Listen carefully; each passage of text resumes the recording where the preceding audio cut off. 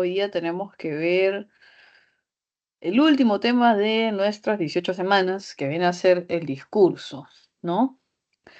Existen algunas posturas donde se habla de discurso diferente a texto y existen otras posturas donde el texto se trabaja de forma similar que el discurso. Entonces vamos a tener en cuenta que para nosotros va a ser algo similar, ¿no? Sin embargo, existen pues diferentes posturas, ¿no? Entonces vamos a trabajar el discurso similar a lo que sería el texto, ¿ok? Vamos a ver qué cosa tenemos por acá. Ahora, cuando hablamos así, te he colocado unas hojitas en blanco por si acaso necesitamos hacer alguna explicación adicional. Pero cuando hablamos del texto en sí, habría que tener en cuenta ciertas características, ¿no? Que ahora veremos a lo largo del desarrollo de nuestras diapositivas, justamente las propiedades del texto correctamente estructurado. Veremos dentro de esas propiedades los mecanismos que permiten tener una adecuada estructura textual, ¿no? Sin embargo, cada vez que nosotros escuchemos discurso o texto, hay que tener en cuenta ciertos detalles. Por ejemplo, imagínense que van a elaborar un discurso, ¿no? Puede ser que tenga antelación, ¿no? Lo pueden elaborar con tiempo, ¿no? De alguna manera prepararlo, ¿no? Con anticipación.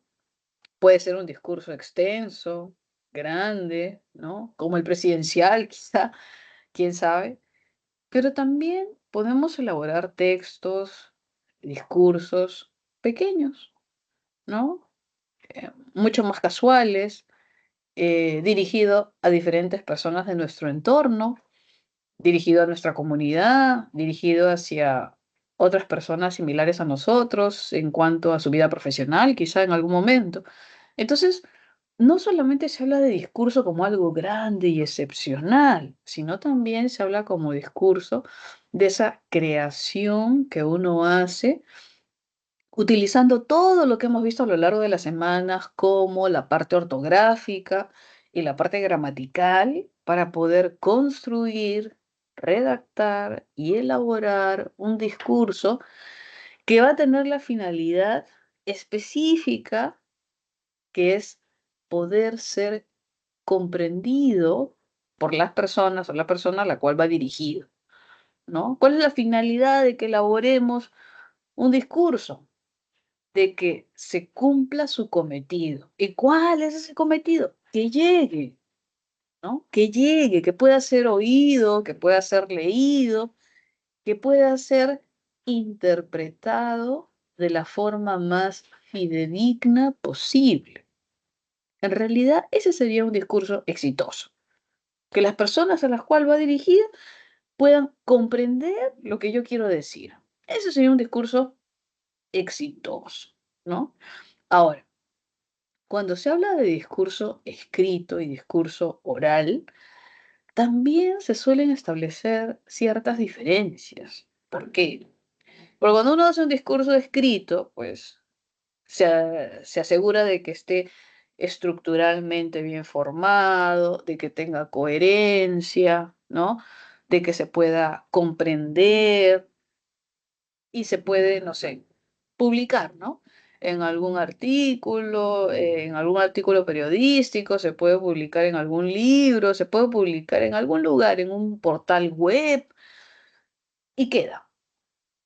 Sin embargo, cuando hablamos de un discurso oral, es diferente. ¿Por qué? Porque por más que yo tenga la información que voy a dar de forma oral, se dice que el auditorio, ¿no? El grupo de personas al cual está dirigido, va a hacer que ese discurso cambie en mayor o en menor medida.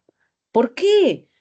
Porque uno tiene que ver cómo está siendo recepcionado. Si el tema es pertinente, si el tema es de interés, si la forma en que uno está dando el discurso de forma oral es la más apropiada, con cierta distancia y decoro, o con cierta cercanía y familiaridad. Entonces, cuando uno está frente a un discurso de forma oral, es diferente a un discurso de forma escrita que ya está plasmado, publicado. El discurso oral es susceptible de ser modificado en el transcurso del mismo. Y eso se ve influenciado por el entorno y por las personas que están recepcionando este mensaje. Entonces hay que tener en cuenta esos detalles, ¿no? Un discurso oral nunca va a ser exactamente igual a un discurso escrito. No es que uno llega al podio y comienza a leer lo que escribió. De alguna manera sí, pero tiene que dejarse influenciar por el auditorio para poder llevarlo de la mejor manera. ¿Ok? Ahora, cuando una persona llega a dar un discurso oral, y si es que se limitara solamente a leer el material escrito, se sentiría muy fuera de conexión. Las personas cuando uno trata de transmitir una información, por más que esté plasmada en un papel, necesitan de la interacción, el hablar de alguna manera, ¿no? El de dirigirse de alguna manera, el de quizás hasta bromear un poco para poder empatizar con el público. No es igual cuando usted está en la comodidad de su hogar leyendo algo en un portal web, ¿no? Que estar en una conferencia. Porque a veces uno dice, ay, pero si iba a leer todo lo del papel, entonces mejor me lo hubieran mandado a mi correo y lo leía en mi casa, ¿no? Y ya está. Cuando uno va a un discurso oral o cuando uno va a recibir información de forma oral, espera mucho más que lo que se brinda de forma escrita. ¿Espera qué cosa? ¿Cuál sería la diferencia? ¿Qué esperaría yo? La interacción. Si yo estoy en un lugar de forma presencial, más allá de la información que también podría obtenerla de forma escrita, yo estoy a la expectativa de la interacción, de cómo interactúa el expositor, de si maneja al público, de si empatiza con el público, porque si solamente se va a limitar a leer, pues no tendría mayor sentido el que yo esté en un lugar específico a que me lo manden a mi correo y yo lo lea en la comodidad de mi hogar. Entonces ahí habría una gran diferencia entre el discurso escrito y el discurso oral que debemos tener en cuenta cuando elaboremos quizá estos textos que de alguna manera nos van a ayudar a expresar aquello que queremos transmitir, ¿no? Entonces, no es igual, no es idéntico, no podría ser exactamente igual. Tiene que haber diferencias y la diferencia en el discurso oral del discurso escrito es la interacción. ¿Se da cuenta? Eso es fundamental, va a ser fundamental, ¿ok? A ver, vamos a ver qué cosa tenemos acá. Dice, es una unidad comunicativa básica, puede ser oral o escrito. Entonces se asume que el texto está teniendo un símil con discurso, porque me dicen que puede ser oral y puede ser escrito. No es únicamente una secuencia de oraciones, sino se habla de una construcción semántica sobre un tema a tratar. Entonces, cuando se habla de un texto, un discurso, no es una secuencia de oraciones una tras otra, una tras otra, una tras... No, se dice que es una construcción semántica que intenta informar sobre un tema específico. ¿Mm? La manera en cómo estén enlazadas las oraciones es importante, pero no es solamente una secuencia de ideas, sino es una construcción global que tiene justamente este tema central que intenta ser desarrollado de la mejor manera para tener una comprensión. ¿Ok? Dice que expresa la intencionalidad del hablante, ¿cierto? En un contexto específico. Ahora veremos qué quiere decir un contexto específico. Pero sí, expresa la intencionalidad del hablante, sin duda. Se estructura por reglas textuales distintas a las de la oración. Sí, incluso cuando hablamos de los conectores, no se habla de conjunciones, como lo vimos anteriormente, que enlazan proposiciones. Aquí lo que veremos son quizá un valor similar a las conjunciones, ¿no? Un valor semántico similar al de las conjunciones, pero se les va a llamar conectores discursivos, conectores textuales, que van a variar en su estructura física, pero que van a tener un valor semántico muy similar a las conjunciones que hemos visto.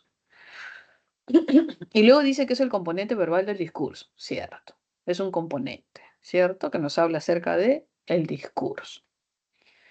Ahora, cuando hablamos de texto, se dice que tiene propiedades que hace que sea un texto estructuralmente bien formado. ¿Y cuáles son esas características que me hablan de esta correcta estructura textual? Se habla de la adecuación y se habla de la coherencia, que va vinculado a la cohesión. Pero a veces uno no es muy consciente de todas estas propiedades, sino hay una como que es la que generalmente se estila escuchar o se estila decir. ¿Qué tiene que ser? Coherente. No se habla mucho de la cohesión, ¿ah? No se habla mucho de la adecuación, sino cuando uno piensa en un discurso, dice que sea coherente, que sea comprensible, que llegue al público, ¿no? Pero la palabra que más resalta de estas tres es que sea coherente, pertinente, adecuado. Entonces, como que la coherencia siempre ha estado presente como una propiedad textual inconfundible. Pero las otras dos son también muy importantes. Para que haya coherencia, las ideas tienen que estar cohesionadas. Entonces necesitamos de la propiedad de la cohesión. ¿Cómo se van a unir esas ideas? ¿Cómo se van a enlazar esas ideas? Pero para que haya coherencia, ¿no? Tiene que haber una adecuada, valga la redundancia, adecuación. ¿Por qué? Porque si no está dirigido ese texto, entonces pierde todo foco.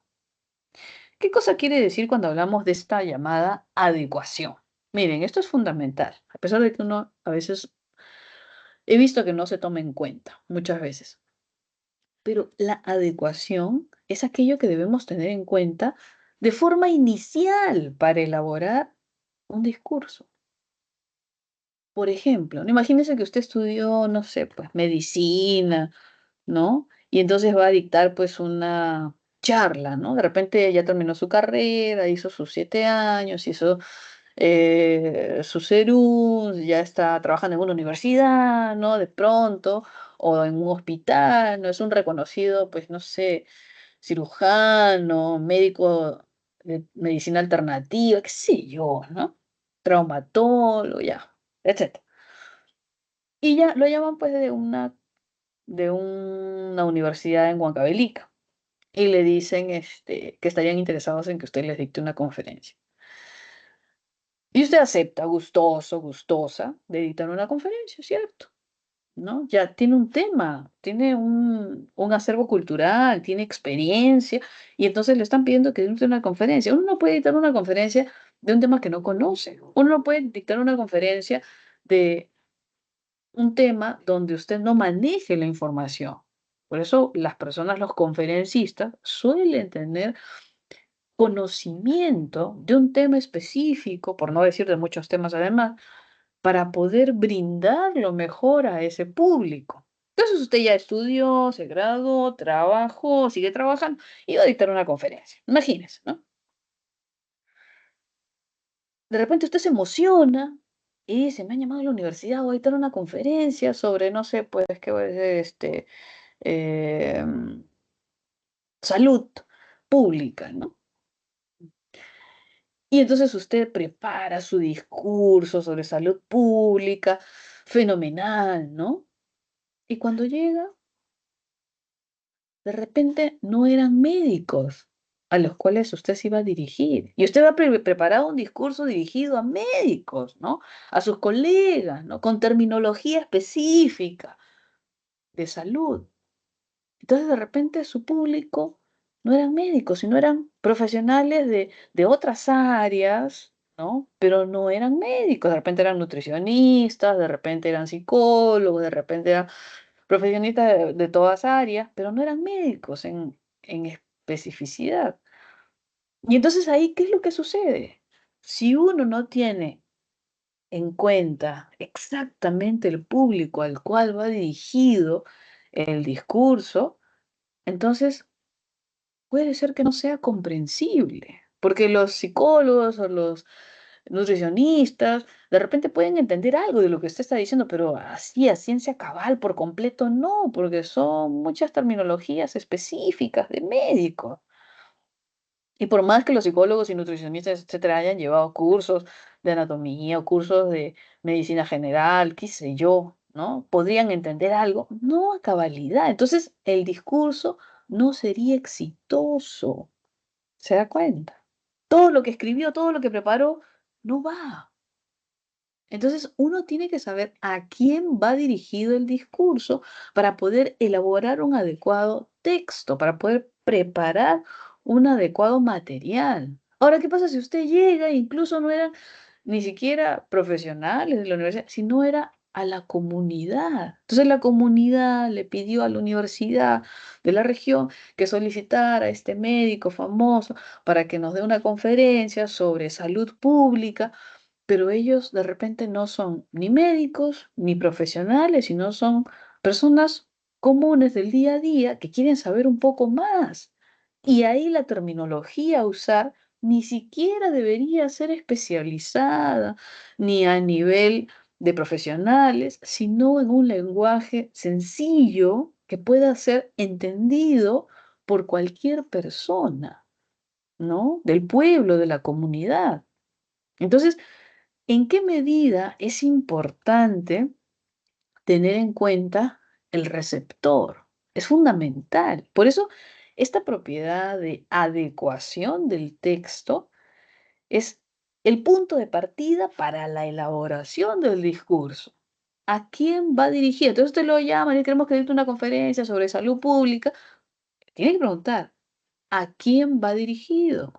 ¿A médicos? ¿A quién va dirigido? ¿A profesionales de otras áreas? ¿A quién va dirigido? ¿A la comunidad en general? ¿No? ¿A quién va dirigido? De repente son jóvenes, ni siquiera son personas adultas, mayores, un poco más conocedoras. De repente solo son jóvenes. Entonces, la terminología tiene que ser más sencilla y más acorde con su desenvolvimiento. Todo eso es fundamental para poder elaborar un discurso. Ahora, eso es si se hace pues un discurso de forma así, un poco más profesional, un poco más de capacitación, un poco más de charla, ¿no? Conferencia. Pero nosotros a todo momento elaboramos pequeños discursos. A todo momento, quizá no de forma escrita, sino de forma oral, elaboramos discursos en nuestro día a día y no nos damos cuenta de ello, no somos conscientes de ello. Nuestra mente sí, porque sabe todo lo que tiene que tener en cuenta, pero de forma consciente no lo hacemos. Imagínese usted, no sé, de repente quiere hablar con sus padres, ¿no? Entonces le dice de repente en su mente, no quiero elaborar un discurso, no de forma consciente, de forma inconsciente. Quiero elaborar un discurso para dirigirme a mis padres y decirles lo que siento y lo que pienso en esta época de mi vida, ¿no? De repente usted de forma consciente no lo piensa así, pero solamente dice voy a hablar con mis papás, ¿no? Ya. Pero su mente ya sabe todo lo que tiene que hacer. ¿Va dirigido a quién? A sus padres. Tiene que tener cierto decoro, cierto respeto, en la medida en la que va su discurso. Tiene que tener información de cierto tipo si es que quiere crear un impacto, ¿no? No solamente decirle, pa, ma, ¿no? Ya pues, o sea, no. Depende lo que quiera lograr, depende lo que quiera transmitir. Oye, este hijo, ¿de dónde ha salido? Ha estudiado en la pre, ni siquiera sabe hablar, por Dios. No se puede expresar. ¿Qué ha pasado? Sus clases de lengua no han sido productivas, por Dios, me van a llamar a mí, Jesús. ¿Qué sucede?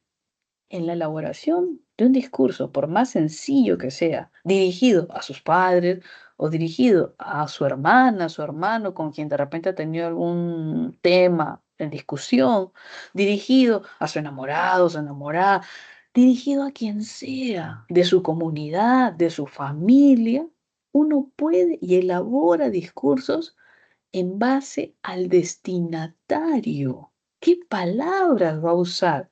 Recuerdan que tenemos en la mente un lexicón que oscila entre las 2.000, 3.000, 5.000, 7.000 palabras, ¿no? Pueden ser más, pueden ser menos, depende de nuestro bagaje cultural, depende de cuánto lea, depende de su fluidez, etcétera, pero se estila entre 2.000, 3.000 a 7.000, 8.000, más menos, estándar 5.000 palabras, y entonces usted selecciona las palabras que va a utilizar en la elaboración de un discurso y tiene siempre en mente a quién va dirigido y qué palabras va a usar en base a ese destinatario.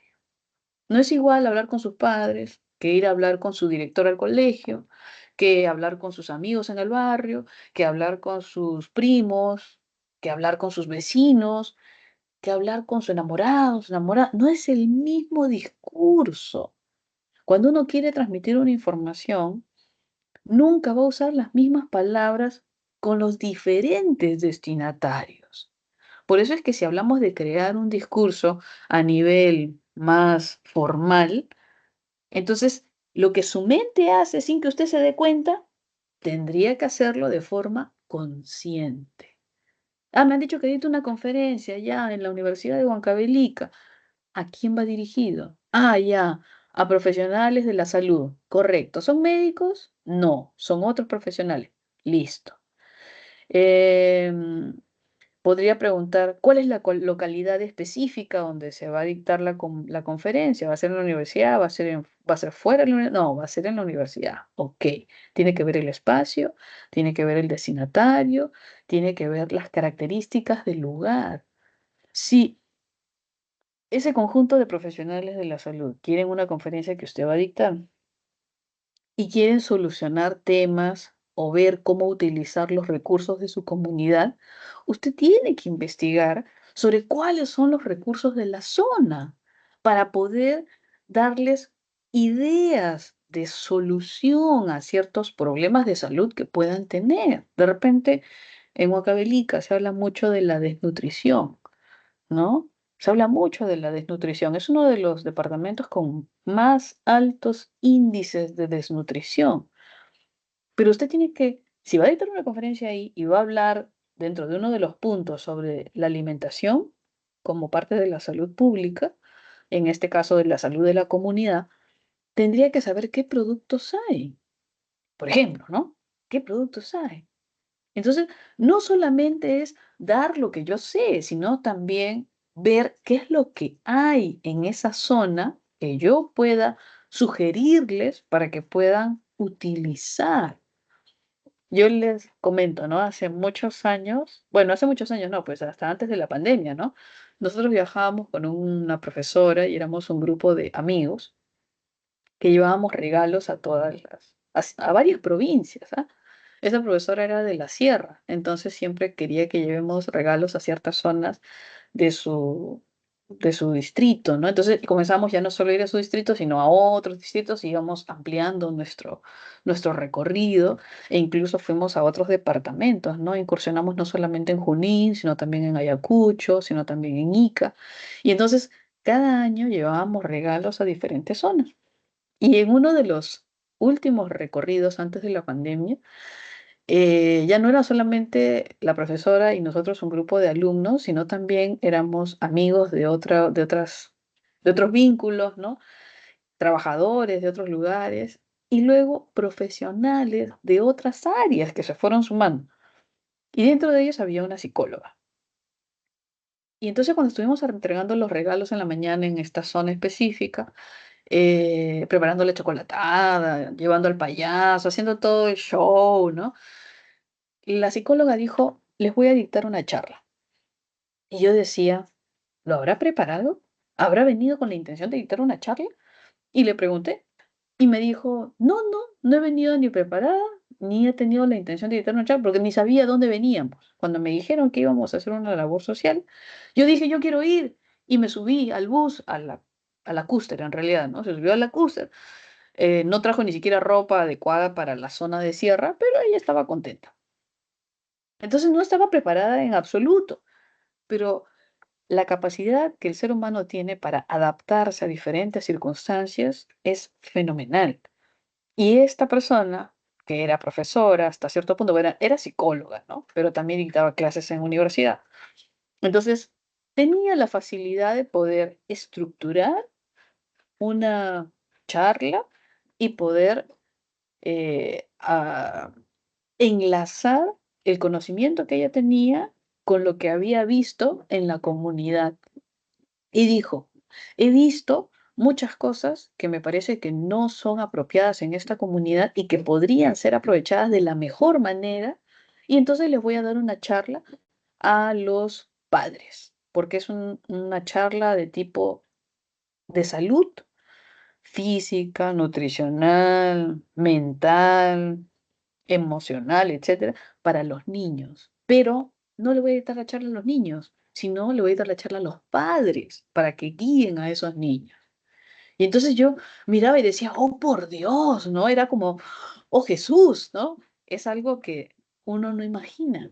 Uno imagina que todo discurso, toda conferencia, toda charla tiene que ser preparada con antelación, con profesionales de diferentes áreas. No, los discursos son así, pueden ser casuales, pueden ser formales, pueden ser informales, pueden ser rápidos. Y eso va a depender de la capacidad de las personas para poder elaborarlos y para poder brindarlos. Y entonces yo vi cómo en la mañana, que habíamos tenido toda la vivencia con la comunidad, la profesora, bueno, la psicóloga, había podido captar todo eso de la comunidad y más el acervo cultural que ella tenía y profesional que ella tenía, reunió a los padres de todos los niños, bueno, no fueron todos, ¿no? Pero de todos los niños que habían participado en la chocolatada de la mañana, ¿no? No todos digo porque eran como 500 niños, pues, ¿no? Entonces los papás que llegaron fueron como 60, 50, ¿no? Nunca van a ir todos, sino los interesados. Y entonces les comenzó a brindar muchas herramientas para que ellos pudiesen aprovechar al máximo su zona, ¿no? Porque es una zona agrícola, para que puedan brindarle a sus hijos lo mejor en calidad nutricional, porque sabía mucho de nutrición, y también desde el aspecto emocional. Decía, esos niños es fundamental. Y entonces yo veía cómo me decía, yo también puedo ir a la charla. Sí, sí, vengan, vengan, todo para que ayuden. Entonces ayudamos a pasar pues el cafecito, esas cosas, ¿no? Pero y en ese momento uno escuchaba y veía cómo había podido enlazar toda la vivencia de la comunidad en la mañana y con toda la información que tenía en su mente y darles a esos padres de familia quizá la única o la mejor charla que han podido recibir sobre cómo ayudar a sus hijos en su mejor desenvolvimiento físico, emocional, nutricional. Y entonces la destreza con que uno elabora, diseña sus discursos, tienen que ver con el público al cual va dirigido. Imagínense que la psicóloga haya dicho, ya, yo le voy a editar una charla. A ver, vengan los padres, ¿sí? Y les comienza a hablar de las corrientes psicológicas, filosóficas que hay. Los padres van a decir, ¿y eso para qué me sirve? ¿No? Es importante, la información es importante, pero ¿y eso para qué me sirve? ¿Cómo lo uso? No, es que es una charla sobre las corrientes filosóficas y las corrientes psicológicas, ¿no? Ya, y en traducción, ¿no? En uso práctico, porque las personas de comunidad o las personas del día a día quieren la practicidad. ¿Cómo lo uso? ¿Cómo me sirve? ¿Cómo me beneficia? Si no lo sé usar, si no me beneficia, entonces, ¿para qué me sirve? ¿No? Quizá nosotros, digo nosotros por incluirme, pero digamos, las personas académicas ven que todo conocimiento es importante y así lo es, pero las personas del día a día ven el conocimiento como algo que puedan utilizar de forma práctica. Si no, no lo sienten funcional. Entonces, tener en cuenta a quién va dirigido un discurso es fundamental. Si hubiese sido, no sé, pues que la psicóloga cita a los médicos de la zona, ¿no? Entonces podría darle pues una charla de nivel en cuanto a profesional a profesionales, ¿no? Sobre algún aspecto específico, quizá interesante. ¿Saben qué? La última investigación científica en psicología nos habla acerca de esto y los médicos hubieran estado muy contentos o muy interesados. Pero si le hubiera dado los últimos avances, las últimas investigaciones científicas a los miembros de la comunidad donde no sentían que tuviesen, no sé, un uso funcional de esa investigación, pues no sería importante. Esta propiedad de adecuación del texto es importante para sentar las bases del discurso que vamos a construir y elaborar. Ahora, tener en cuenta a quién va dirigido y tener en cuenta el tema en cuestión. Porque yo no solamente voy a elegir el vocabulario que voy a usar, claro que lo hago, pero no solamente voy a elegir el vocabulario que voy a usar, sino también el tema que voy a tratar. Y el tema que voy a tratar para una comunidad específica tiene que ser de interés para esa comunidad. Porque si no es un tema de interés, no tiene éxito ese discurso, no tiene éxito. Quizá en el discurso escrito sí pueda usted plasmarlo y las personas que tengan interés pues lo leerán, lo buscarán y listo. Pero si usted lo va a decir de forma oral y se va a dirigir a un auditorio, si el tema no es de interés del auditorio, va a perder la conexión. Y sencillamente el público pensará, bueno, está hablando de un tema, se oye bonito, pero no es algo que me interese. O se van, o se quedan, o se duermen, pero no van a disfrutar de esa información, no van a utilizar esa información en sus vidas, en su vida cotidiana, profesional, etcétera. Por eso este mecanismo de adecuación, esta propiedad del texto, que es la adecuación, es fundamental para sentar las bases del discurso que uno quiere manifestar, sea hacia miembros de su comunidad, sea hacia sus padres, sea sus familiares, sea hacia sus amigos, etc. ¿Ok? Ahora, lo que siempre se dice cuando uno habla de un discurso o un texto es que sea coherente. Esa es una propiedad que siempre ha estado muy presente, que sea coherente. ¿Qué cosa quiere decir que un texto, un discurso sea coherente, que sea comprensible? Ya saltamos la valla de a quién va dirigido, ya saltamos la valla de que sea un tema adecuado y pertinente. Ahora tenemos que tener en cuenta que el texto sea coherente, es decir, que las ideas que se dan en el texto tengan una expresión semántica comprensible para el oyente, que estén enlazadas de forma adecuada y que permitan esa secuencia o linealidad que nos conduce a ciertas conclusiones semánticas que se dan de ese conjunto de ideas organizadas. Entonces, cuando se habla de un texto y se dice que sea coherente, muchas veces no se habla de la cohesión. ¿Por qué? Porque es como si fuese una propiedad tácita. Si es que es un texto coherente, si es que las ideas están organizadas de tal manera que permita la comprensión, es tácito que la cohesión está presente. ¿Por qué? Porque el enlace entre una idea y otra se da a través de los mecanismos de cohesión. Entonces, cuando uno dice que un texto, ya, por favor, elabora un discurso, pero que sea coherente, ¿ah? Que se comprenda, se asume de forma tácita que tiene cohesión, tiene mecanismos de cohesión presentes que permiten enlazar de forma estructural las diferentes ideas que se dan en el texto. Entonces, muchas veces usted va a escuchar cohesión y coherencia, pero entonces, ¿y qué es cohesión? Siempre he escuchado coherencia, que sea coherente, que se comprenda semánticamente, que tenga un producto comprensible. Pero ¿y la cohesión qué cosa es? Si es un texto coherente, ahí de forma tácita está presente la cohesión, que es la forma en que se enlazan las diferentes partes del texto, es decir, las diferentes ideas que se muestran en el texto. ¿Ok? A ver qué dice acá. Adecuación. Relaciona el contenido y la forma del texto con el contexto, con todo lo que lo rodea. Cierto. Emisor, destinatario, tema. El texto presenta, dice ahí, vocabulario y estructura gramatical pertinente al tema del destinatario, sin duda. Cuando hablamos de coherencia, dice que refleja la relación entre las ideas. ¿Ok? Cada parte del texto se estructura por ideas vinculadas semánticamente. Cierto. La parte semántica es fundamental. En realidad es básicamente de lo que se habla cuando se habla de coherencia.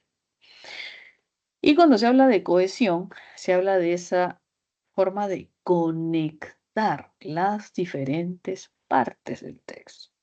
Las ideas están conectadas formalmente mediante sustitución, referencia, elisión y los conectores, que son quizás los más conocidos. ¿Ok?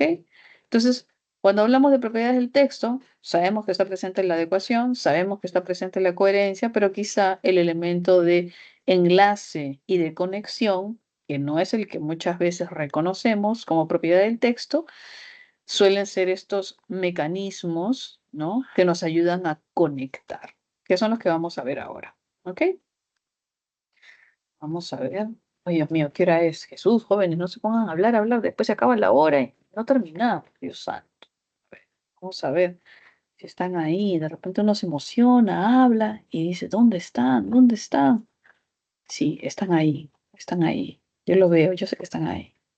Ya saben, cualquier consulta escriben en el chat y lo vamos viendo. ¿Ya? Ya.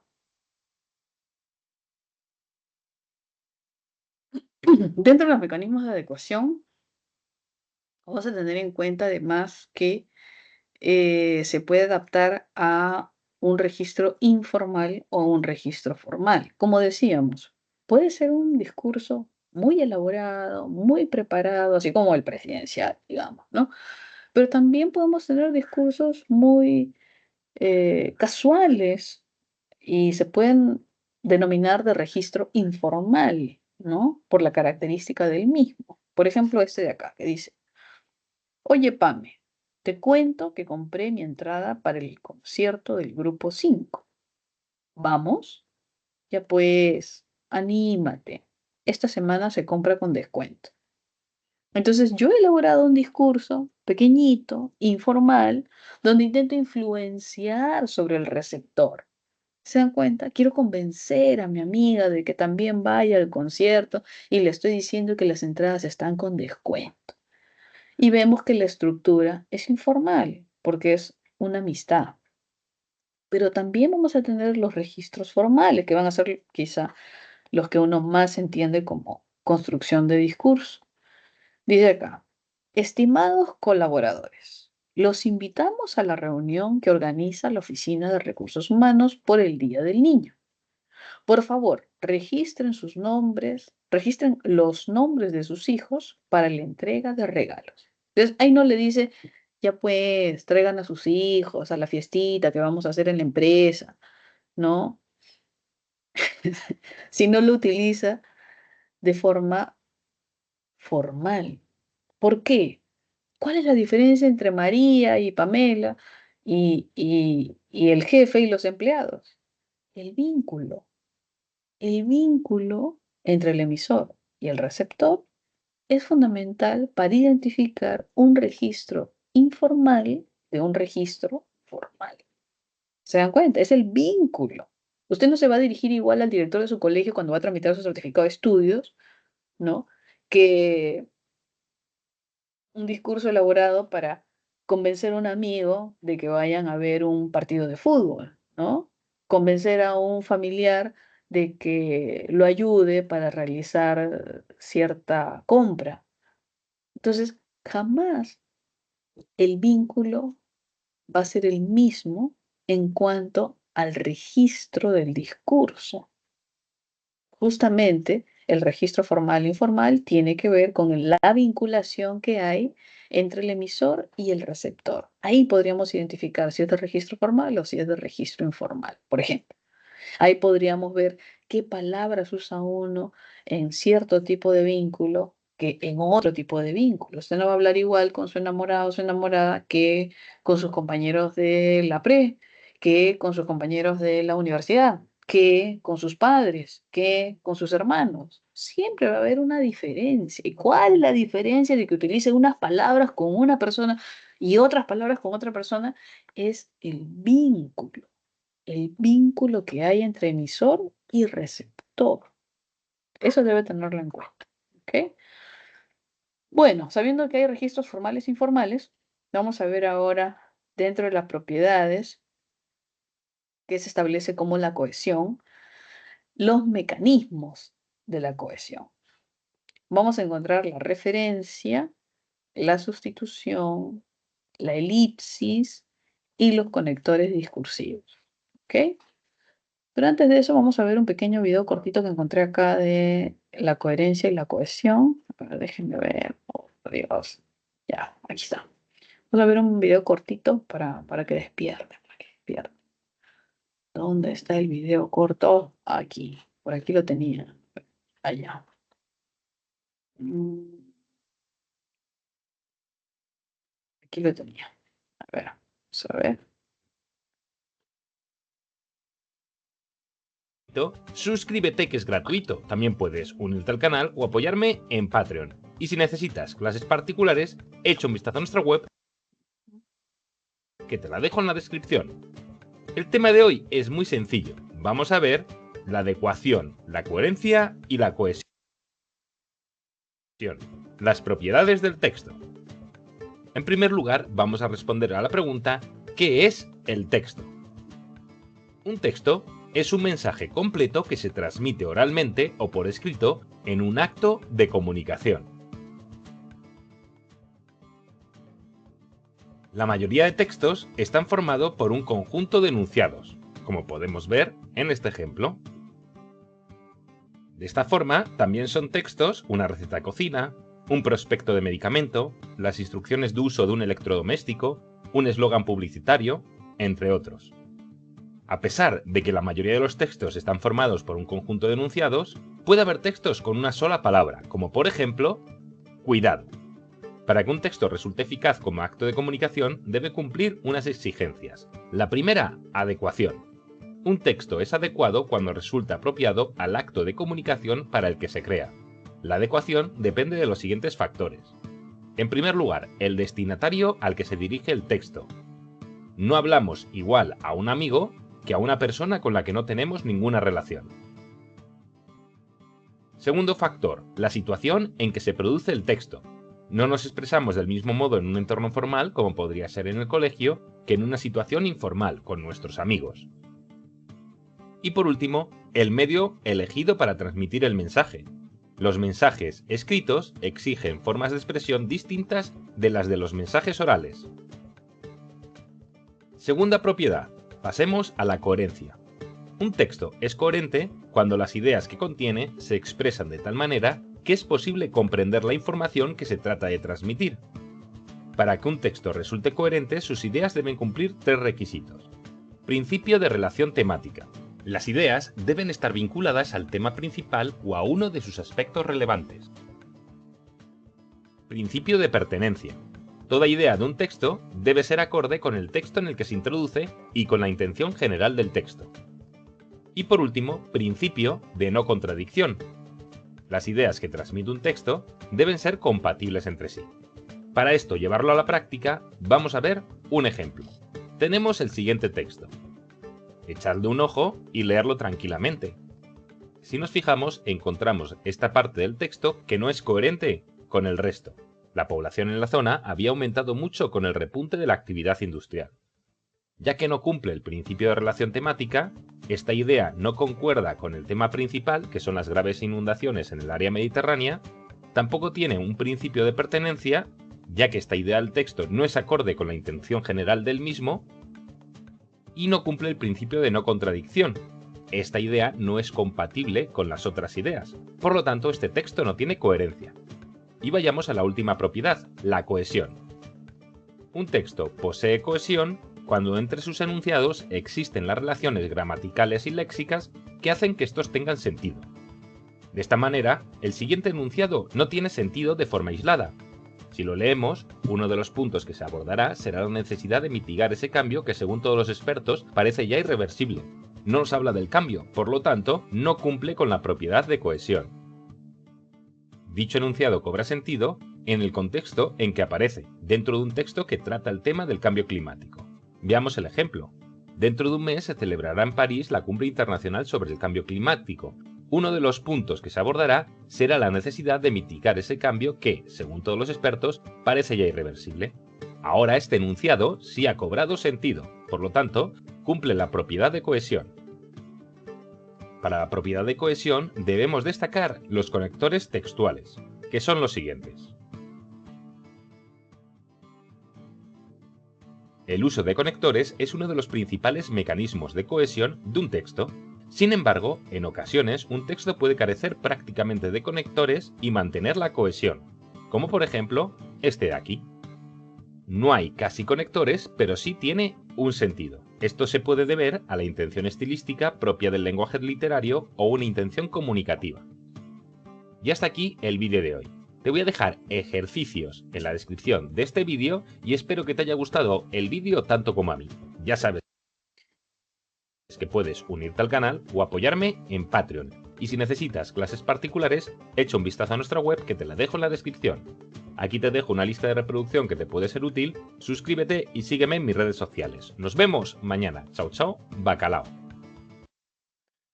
Bien, hemos revisado un poquito más, de forma más didáctica quizá, estas propiedades que debemos tener en cuenta para la elaboración de un texto. ¿Ok? Vamos a continuar entonces con lo que estábamos viendo por aquí. Déjenme ver. Vamos a ver un poquito acerca de estos mecanismos de cohesión, como en este caso la referencia, la sustitución, la elipsis y los conectores discursivos. ¿Ok? Miren, cuando hablamos de la referencia, podemos hacerlo a través del uso de pronombres y a través del uso de adverbios. Y la referencia es exactamente lo que menciona esta palabra, referir, referencia a algo. Se utilizan los pronombres. Si ustedes recuerdan, cuando hablamos de pronombres, habíamos dicho que era una categoría gramatical que lo que hacía era reemplazar al nombre. De la misma manera en la que reemplaza al nombre es que se establece esta suerte de referencia. Entonces, este mecanismo de cohesión llamado referencia, nosotros ya lo hemos utilizado, solo que no desde esa etiqueta. Solamente decíamos pronombre, ¿cierto? Pero el pronombre se usa justamente como un mecanismo de cohesión discursiva que hace referencia a un elemento mencionado o que va a ser mencionado.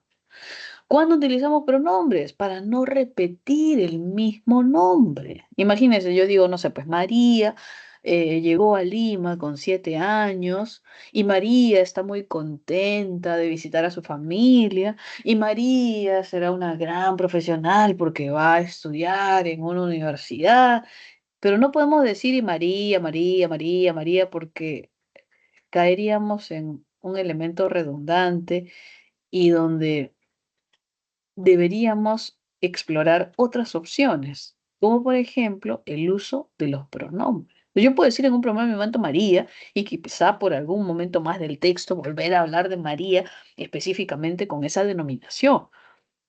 Pero para ello podríamos utilizar también los pronombres. Entonces yo digo, María llegó a Lima con 7 años, ¿no? Y ella disfruta vivir con sus abuelos. Entonces, sin darnos cuenta o sin ser muy conscientes, nosotros ya utilizamos estos mecanismos de cohesión a través de los pronombres como elementos de referencia. Dice acá, Joel vendió muchos libros en la feria. Estos eran bastante antiguos. Cuando dice estos, se evidencia que se habla justamente de los libros. Entonces utilizamos un pronombre para no volver a decir muchos libros. Y cuando utilizamos un pronombre de un elemento del cual ya ha sido mencionado, ahí estaremos frente a esta denominación anáfora dentro del mecanismo de cohesión llamado referencia. Pero cuando es al revés, cuando primero utilizamos el pronombre y luego hacemos alusión a el sustantivo, entonces se denominará catáfora. Mis cursos preferidos son estos. ¿Cuáles estos? Voy a enumerar: álgebra, aritmética, trigonometría. Entonces, ¿recuerdan cuando hablamos de los signos de puntuación y de los puntos enumerativos y de que esos dos puntos enumerativos tendrían que tener una introducción, ¿no? Entonces, justamente, si se dan cuenta, este pronombre se utiliza para no cortar el vínculo con el verbo. ¿Mm? Ahí tendríamos, pues, mis cursos preferidos son sujeto, verbo, objeto. No se corta el vínculo y utilizamos un pronombre, ¿se dan cuenta? Y luego describo cuáles son, ¿cierto? Que forman parte del objeto, sin duda, pero ya no corto el vínculo con los dos puntos. Eso lo vimos en puntuación, ¿recuerda? Y entonces cuando tengamos el pronombre de forma posterior al elemento al cual hace referencia, será anáfora. Y cuando tenemos el pronombre de forma anterior al elemento al cual hace referencia, será catáfora, por un tema de posición. Nada más por establecer un tema de catalogación de alguna manera. ¿Listo? Ahora, no solamente los pronombres en el mecanismo de cohesión de la referencia, nos dicen que también podemos tener en cuenta el uso de adverbios. ¿Qué involucra? El adverbio, ¿qué cosa era? Tenía valores, ¿cierto? De tiempo, de lugar, de modo, etcétera. Entonces, cuando yo digo Camila viajó a Pucallpa, identifico Pucallpa y podría decir Camila, sujeto, viajó, verbo. ¿A dónde viajó? A Pucallpa, objeto. ¿Se dan cuenta que aquí no requiere ningún signo de puntuación? No. ¿Por qué? Porque está sujeto, verbo, objeto. Perfecto. Ahora, ese objeto no es cualquier objeto. Al tener un verbo intransitivo como viajó, ¿cierto? Este de acá, uy, voy a utilizar mi lápiz a ver un ratito. Ya. Este de acá, verbo transitivo. Perdón, ¿qué estoy haciendo? Viajó, verbo intransitivo, me daría la posibilidad de no tener ningún objeto obligatorio, sino más bien presencia de otros complementos, como un complemento circunstancial. ¿Se dan cuenta? Y luego dice, cuando llegó ahí se encontró con sus tíos, ¿no? Cuando llegó ahí, ese ahí, ¿a qué está haciendo referencia? A Pucallpa, a ese lugar. Entonces, ese ahí tiene el valor de Apucallpa. Sí, por eso es que también funciona como circunstancial. ¿Se dan cuenta? Tienen el mismo valor. ¿Por qué? Porque van a ser adverbio. Adverbio el que refiere a ese elemento designado, que cumple la misma función de circunstancial, pero en un caso es una frase y en este caso es un adverbio. ¿Se dan cuenta? Dice acá, allá en Puente Piedra hay sol todo el año, querida prima. Entonces, ese allá, ¿allá dónde? Allá, ¿qué lugar? Allá, ¿de dónde me hablas? En Puente Piedra. Entonces nos daremos cuenta de la misma manera que podemos utilizar el adverbio de forma posterior al elemento referido o de forma anterior al elemento referido. Y ahí tendremos pues la llamada anáfora y la llamada catáfora. ¿Pero qué vienen a hacer estos? Pronombres, adverbios que hacen referencia a un elemento previo o a un elemento posterior. ¿Mm? Y ahí vendrá la calificación. Anáfora, catáfora. ¿Pero qué cosa es la referencia? Un mecanismo de cohesión. un mecanismo de enlace, un mecanismo de conexión, ¿ok?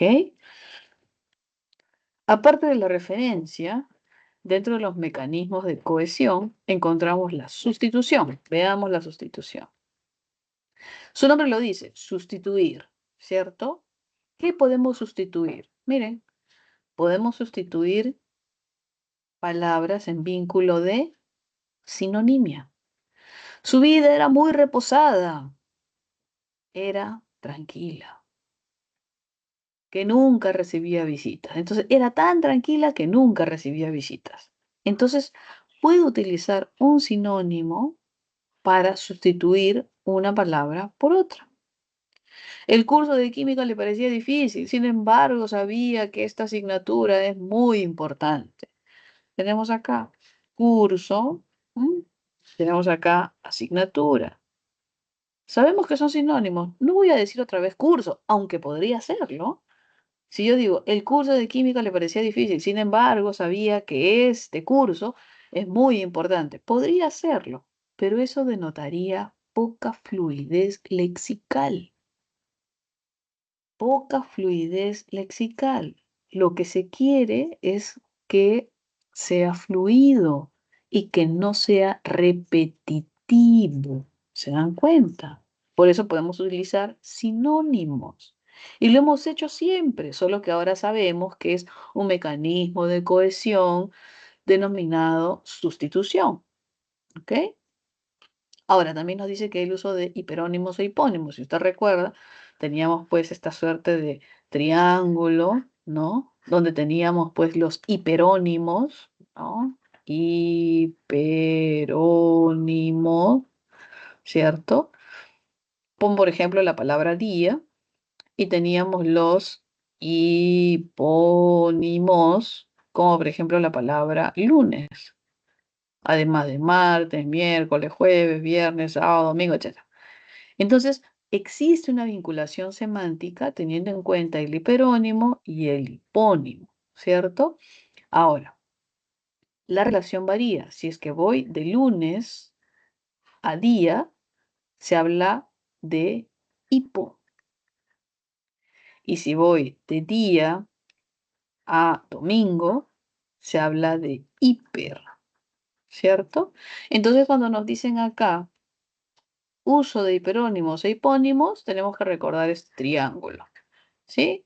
Y dice acá, el zoológico vio muchos animales, pero el que más le sorprendió fue el caimán. Ah, entonces acá tengo dos palabras vinculadas semánticamente, como animales y como caimán. Entonces me daré cuenta que la palabra caimán está dentro del campo semántico del hiperónimo animales. Entonces la relación, ¿cuál va a ser? De- vamos a ver, ¿cuál es la relación? Ah, bueno, tendríamos que ver el orden. Entonces, si iniciamos con animales, entonces estamos iniciando en el hiper. Por lo tanto, la relación sería de hiperonimia. Hiper, siempre identifiquen dónde están iniciando. Iniciamos en animales, ese es el hiperónimo, entonces la relación es hiperonimia. Pero es caso contrario si decimos la niña nuevamente perdió su lápiz, ya ha perdido todos sus útiles escolares en este periodo. Entonces veremos que el inicio se da en lápiz, que sería el hipo, el hipónimo. Entonces la relación, ¿cómo va a ser? Hiponimia. ¿Listo? Entonces, como parte del mecanismo de cohesión, vamos a encontrar la sustitución. Ya sabemos que podemos utilizar los sinónimos, ya sabemos que podemos utilizar hiperónimos e hipónimos, sabemos cómo se denomina al vínculo semántico, y si es que recordamos esto, podemos identificar que ya hemos utilizado estos mecanismos de cohesión, solo que no con esta denominación de sustitución. Pero si utilizamos sinónimos, sí. Si utilizamos hiperónimos y hipónimos, sí. De siempre, de toda la vida. Solo que ahora tenemos esta etiqueta. La sustitución, que viene a ser ¿qué cosa? un mecanismo de cohesión. Ahora somos un poquito más conscientes de esta etiqueta, mecanismo de cohesión, discursiva, textual, etcétera. Pero de que siempre hemos utilizado la sustitución, siempre lo hemos hecho. De que siempre hemos utilizado la referencia, siempre lo hemos hecho. Solo que ahora estamos un peldaño más arriba para identificar que es un mecanismo de cohesión discursiva. ¿Ok? Otro mecanismo, la elipsis y los conectores. Y también ya hemos utilizado la elipsis. Ya lo hemos utilizado, pero vamos a ver, recordar un poquito acerca de la elipsis, ¿ok? Miren, cuando hablábamos de la elipsis, usted recuerda la coma elíptica, también llamada coma de elisión. Entonces, esta elipsis es esa elipsis, la misma elipsis que conocemos, solamente que va a ampliar un poquito más nuestra forma de verlo. Miren, cuando hablábamos de elipsis de forma general, hacíamos referencia a algo que ha caído, algo que ha desaparecido, algo que ha dejado de existir, pero que en el fondo existe. En la estructura superficial no se ve, pero en la estructura profunda existe. ¿Se da cuenta? Entonces la elipsis es algo que ha caído, pero ha dejado una huella. ¿Ok? Ahora, existe dice acá, elisión de verbo y existe la elisión de sujeto. ¿Ok? Quizá para nosotros la familiar es la de verbo. ¿Por qué? Porque cuando vimos signos de puntuación, vimos la coma elíptica, que era justamente esta de acá. ¿Mm? ¿Sí? Identificamos, dice acá, en el último examen de admisión, Cristina ingresó, miren, ingresó a la carrera de Derecho y su hermana a Ingeniería de Sistemas. Y esta comita tenía el valor del verbo que se había mencionado de forma previa, como en este caso, ingresó. Entonces, esa comita tenía el valor de ese verbo. ¿Ok? Ahora, ¿qué es lo que sucede? Que aquí el verbo que debería estar acá ¡puf!, cayó, desapareció. Entonces, por ortografía, nos dicen que debemos colocar una coma que tiene el valor de ese verbo que cayó, que es el verbo de la proposición inicial. Y ya está, listo. Pero también debemos tener en cuenta que la elipsis como mecanismo de cohesión hace referencia a la caída del sujeto. Por ejemplo, Carla visitará a sus tíos en diciembre. Además, aprovechará para conocer lugares hermosos del pueblo. ¿Qué sucede? Que aquí se sigue hablando de Carla, entonces debería decir otra vez Carla, pero nunca lo hemos estilado usar. Nunca hemos dicho así, Carla visitará a sus tíos en diciembre. Además, Carla aprovechará para conocer lugares hermosos en el pueblo, porque no es necesario. Porque a pesar de que no digamos otra vez Carla, sabemos que es de Carla. Entonces, esta elisión de sujeto siempre la hemos hecho, solo que no hemos sido conscientes de ello, solo que ahora nos están explicando que es un mecanismo de cohesión llamado elipsis, donde se elide el sujeto, pero siempre lo hemos hecho. No ha sido necesario colocar Carla y decir, no, no, no, Carla no va, quiten a Carla. No ha sido necesario porque se asume que sabemos, que podemos identificar que se sigue hablando de Carla. ¿Se dan cuenta? ¿Por qué? Porque no hay otra persona más involucrada. ¿Por qué? Porque no hay una gran cantidad sin número de personajes. Porque si hubieran otras personas, entonces diríamos quizá ella, ¿no? Pero vemos que ni siquiera es necesario un ella, porque se sobreentiende que se está hablando de Carla como único elemento del cual se hace referencia. Y entonces la elisión del sujeto es absolutamente permitido en este contexto. Señorita, ¿por qué no lleva una coma como el verbo de la coma de elisión? De la coma elíptica, ¿por qué no lleva una coma? Porque las reglas ortográficas no me dicen que debe ir una coma. La ortografía del español no me dice que debe ir una, me dice que debe ir una coma en reemplazo de un verbo, pero no me hablan nada de la caída de un sujeto y que tenga que ir una coma. No me lo dice. Entonces yo debo respetar las reglas ortográficas que no me obligan ni me sugieren colocar una coma en reemplazo de la elisión de sujeto. ¿Se dan cuenta? ¿Ok? Otro mecanismo de cohesión, los conectores. Ya, vamos a ver aquí los conectores, que sería nuestro último mecanismo de cohesión, en este caso, ¿no? Además de la referencia, la sustitución, la elipsis, estos conectores discursivos. ¿Listo? Vamos a ver aquí, conectores, ya está. Dentro de los conectores vamos a encontrar, miren, conectores similares a los que ya conocemos, ¿ah? Aditivos, quizá no con este nombre, pero son los copulativos que añaden información. Adversativos, que se establece una contradicción. Concesivos, que establecen una concesión a pesar de tener una obstrucción. Tenemos los hilativos, que hay una vinculación de causa-efecto. Tenemos los explicativos, que intentan explicar una idea con otra. Además, tenemos unos nuevos que no hemos visto como los reformuladores, los ejemplificativos que le hemos visto desde el colegio toda la vida, con este, por ejemplo, toda la vida, así por ejemplo, toda la vida. Solo que no éramos conscientes de que eran conectores discursivos con esa etiqueta, ¿no? Rimbombante.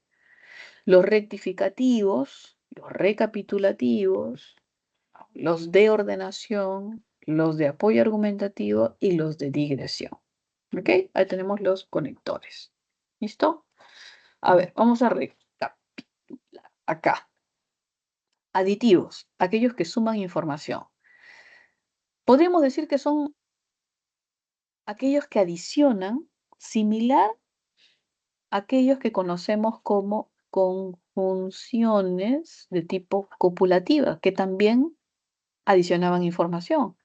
Solo que las conjunciones se trabajan entre ideas, proposiciones. En cambio aquí, cuando hablamos de un texto, ahí hablamos de, ¿qué cosa?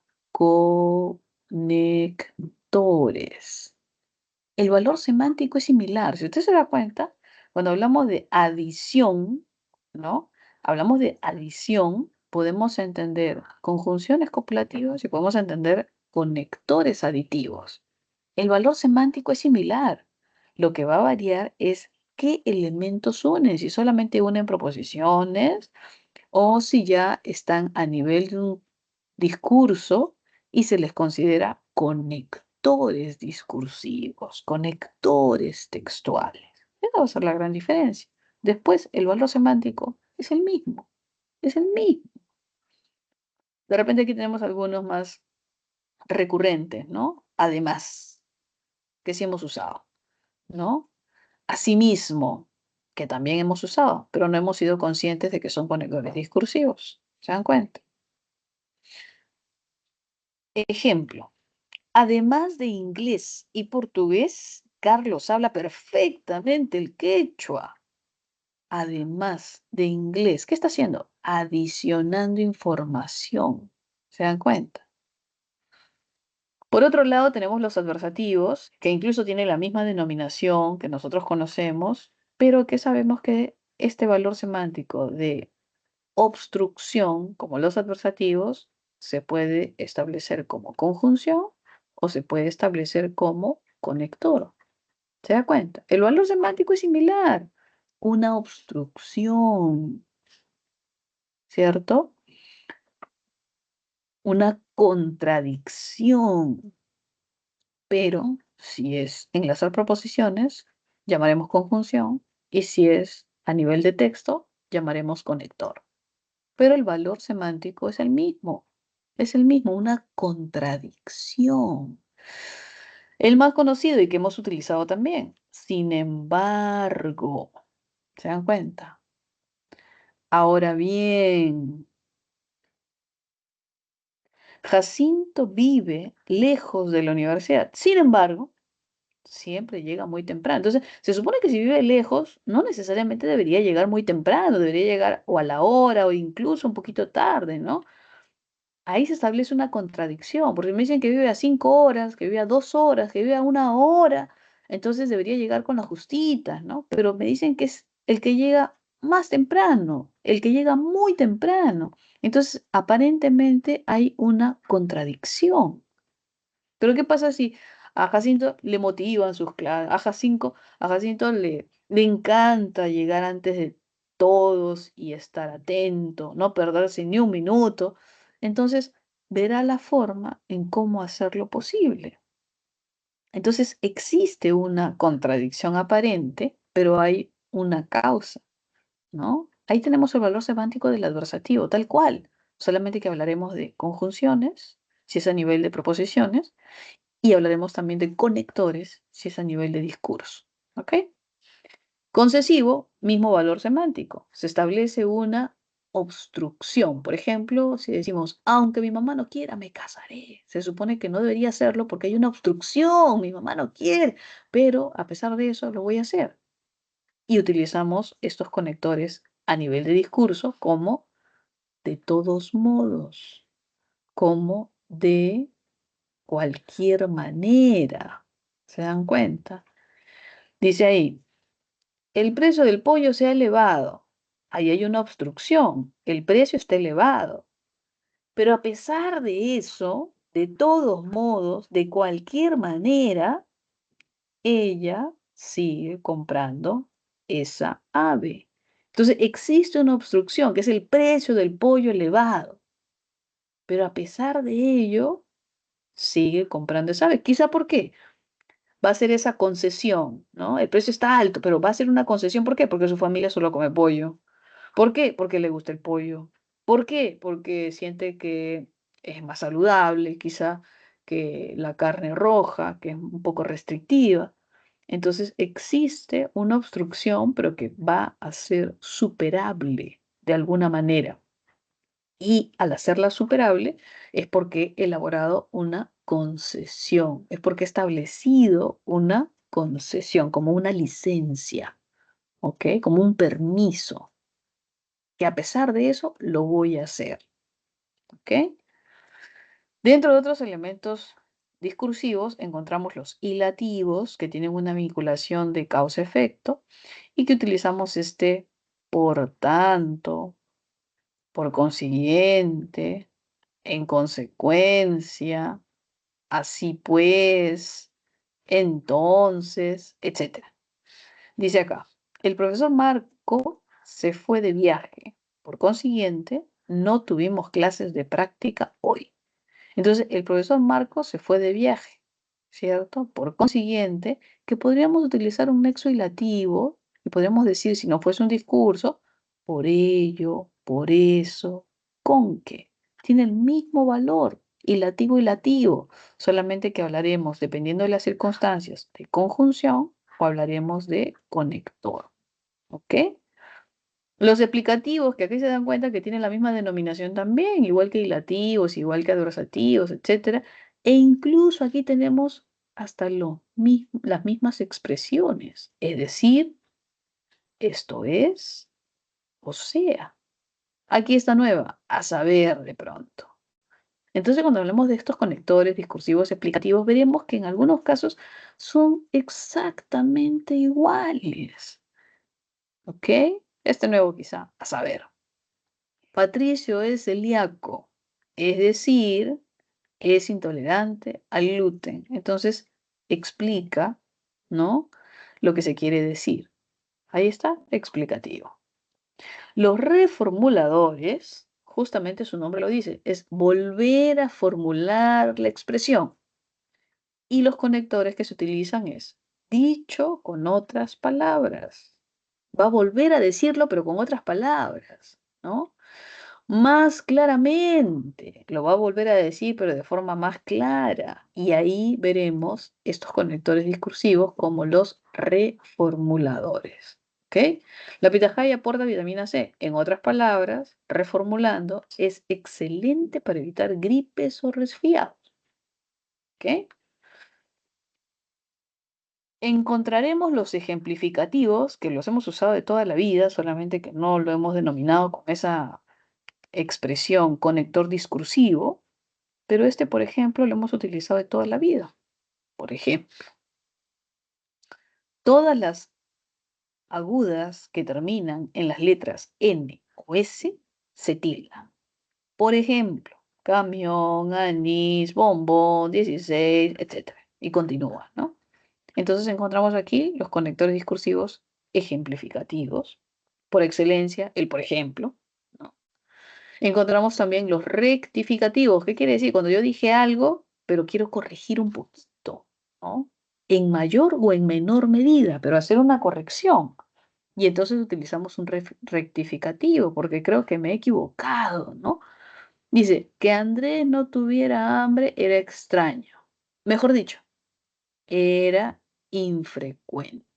Entonces lo digo de una mejor manera. Por eso el conector discursivo es mejor dicho. ¿Qué quiere decir? Lo voy a decir de una mejor manera, porque quizás no lo dije de la forma más apropiada. Entonces estoy rectificando. ¿Se dan cuenta? No por completo, pero sí el sentido, sí algún detalle. Y ese mejor dicho es muy usado. ¿Ok? Los recapitulativos, que su nombre lo dice, implica decir como, en resumen, en síntesis, ¿no? Y es que de toda la información mostrada voy a recapitular, voy a dar una síntesis, una conclusión o un resumen de todo lo expuesto. Ahí tenemos el recapitulativo. El deportista era disciplinado, atento, amable, en fin, un atleta muy bueno. Entonces es como decir, en resumen, un atleta muy bueno. En conclusión, un atleta muy bueno. Al fin y al cabo, un atleta muy bueno. Entonces recapitulo todo lo que se ha dicho y establezco una suerte de conclusión o síntesis. Y ahí tendremos al recapitulativo presente. ¿Ok? Y para finalizar, creo que sí, este es el último de los, sí. Tenemos los de ordenación, los de apoyo argumentativo y los de digresión. Cuando hablamos de los de ordenación, su nombre lo dice, ¿no?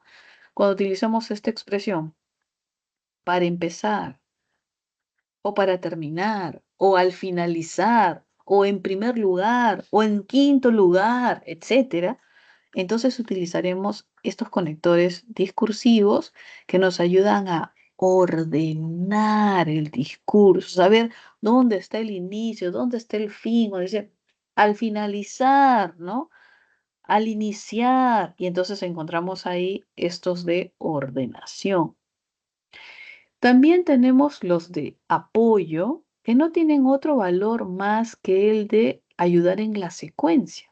En vista de ello, así las cosas, ¿no?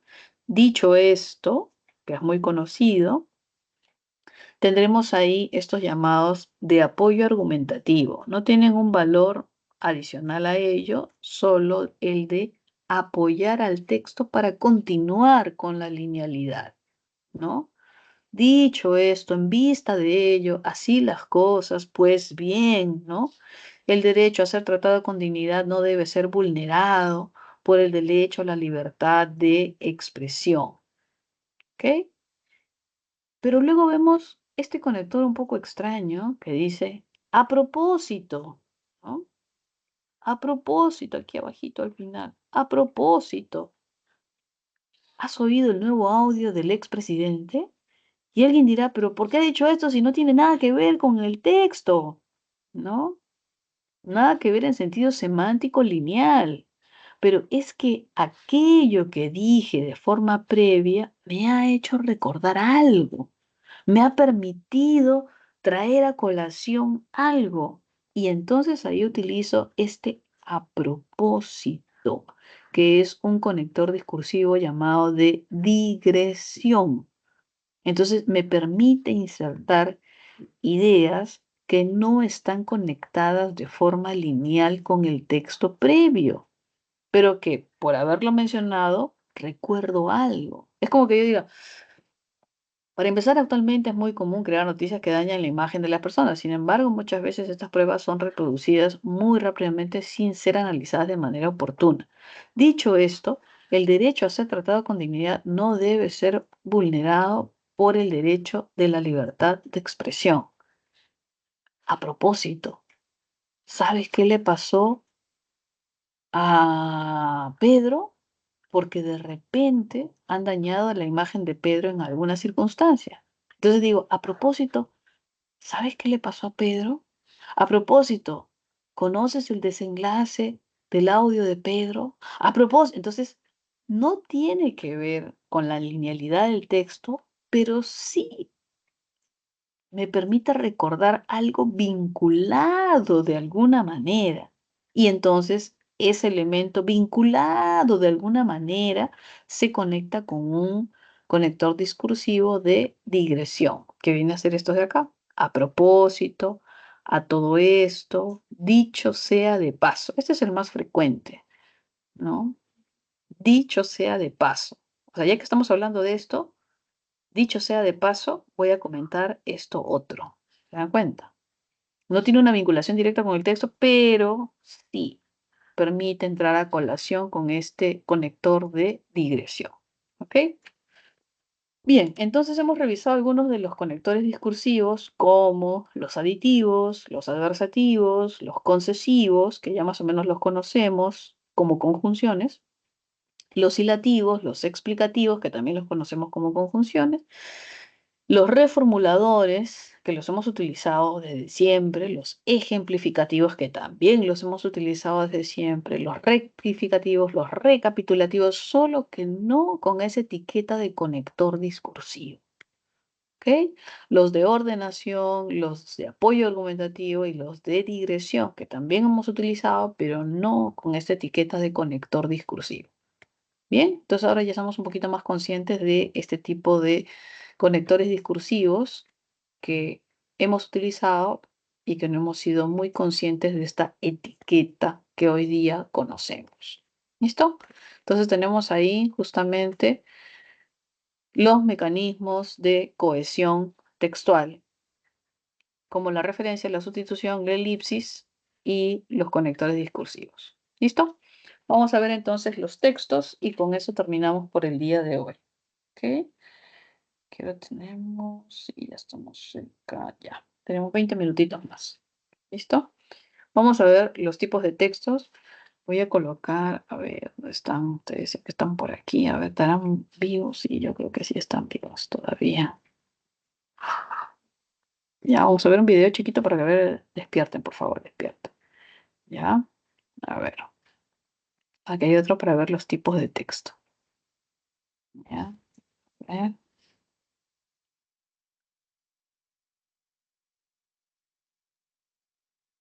Texto y sus cualidades. En este video hablaremos del texto y sus cualidades. ¿Qué es un texto? Veamos.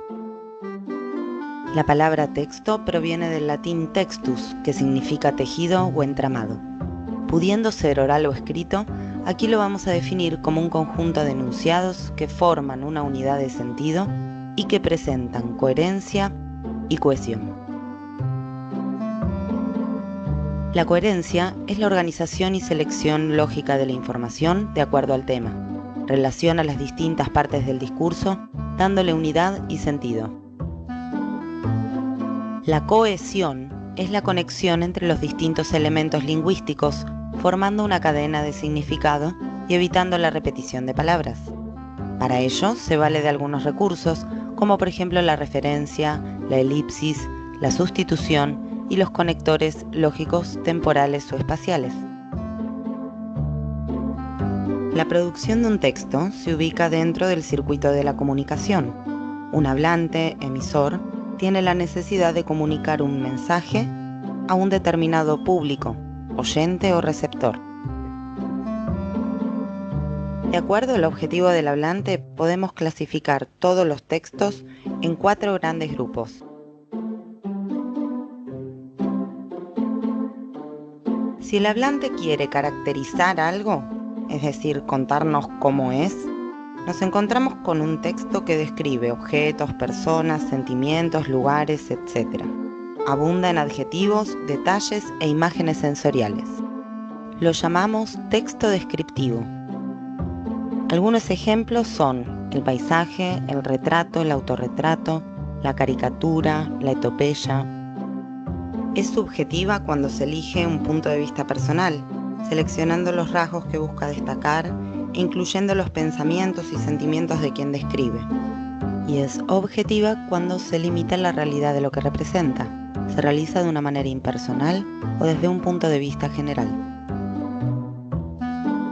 Si la intención del hablante es contar algo que sucedió, decirnos qué pasó, veremos un texto que relata sucesos en los que participan personajes y transcurre en un lugar y tiempo determinados. Seguro necesitará muchos verbos de acción. Estamos entonces ante un texto narrativo. Algunos ejemplos son el cuento, la novela, la crónica, la fábula y la biografía.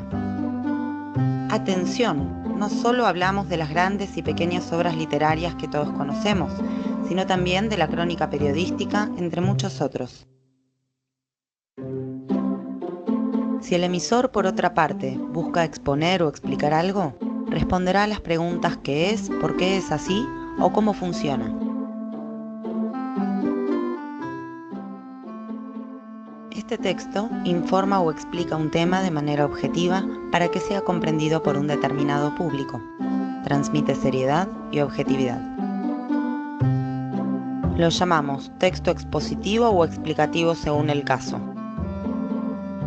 Enciclopedias, manuales instructivos, el artículo de divulgación, comunicados e informes son algunos ejemplos. Seguro habrás visto muchos de estos. Ah, y ya que estamos, este video es explicativo, ¿verdad?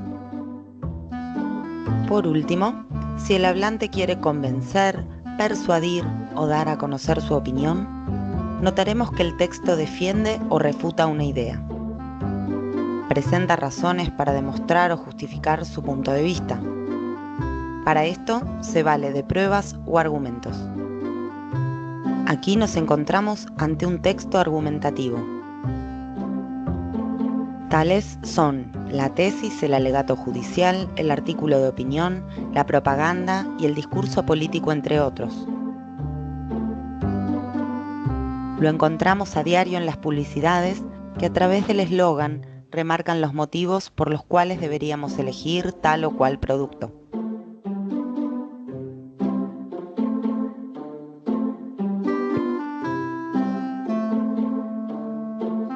A estos 4 grupos los llamamos tipologías textuales o tipos de texto. ¿Pero qué pasa con el destinatario? ¿No cumple acaso ninguna función? Claro que sí. Un texto puede estar muy bien construido, pero si el público no lo entiende o se aburre, la comunicación fracasará. Una de las preguntas que debe hacerse el hablante antes de transmitir el mensaje es a quién va dirigido. Si se utiliza, por ejemplo, un lenguaje muy técnico con un público no especializado en el tema, el auditorio no comprenderá lo que escucha y vamos a perder su atención. El hablante debe adaptar tanto la información como la forma de transmitirla al receptor. Para que la comunicación sea exitosa, el destinatario tiene que entender el mensaje. Repasemos. Un texto entonces es un conjunto de enunciados que forma una unidad de sentido y tienen coherencia y cohesión. Además, tiene que ser claro, entendible para el público al que está dirigido, apropiado al contexto y debe respetar las normas del lenguaje. Tener todo esto en cuenta al leer y al escribir mejora nuestra comprensión y la calidad de nuestra comunicación. Así, todos nos entendemos mejor.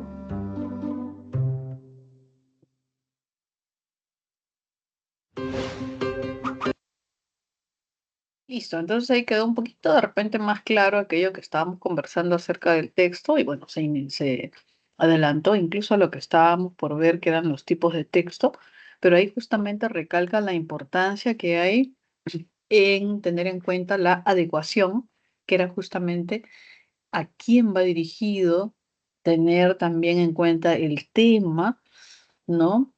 Y obviamente, además de los mecanismos de cohesión que hemos ido revisando. ¿Listo? Vamos a ver entonces los tipos de texto. A ver, creo que están por acá. Para poder incidir en ellos un poquito más. Ujú. Me aparece aquí. No, ya un poquito antes, aquí. Ujú. Tenemos el texto, por ejemplo, expositivo, descriptivo, argumentativo, narrativo, dialogado e instructivo. Miren, de estos, bueno, existen diferentes tipos de texto según las diferentes posturas, pero nosotros vamos a tener en cuenta esta clasificación. ¿Ok? Ahora, dentro de estos tipos de texto que estamos mencionando, hay uno que para mí me parece que es uno de los más fáciles de identificar en caso que les venga algún tipo de pregunta o enunciado. Sería este último de acá, miren, el texto instructivo. ¿Por qué? Porque ese texto instructivo justamente nos guía para poder realizar acciones o tener en cuenta eh, una suerte de seguimiento para poder realizar una acción, como puede ser preparar un pastel, ¿no? Como puede ser realizar un maquillaje, ¿no?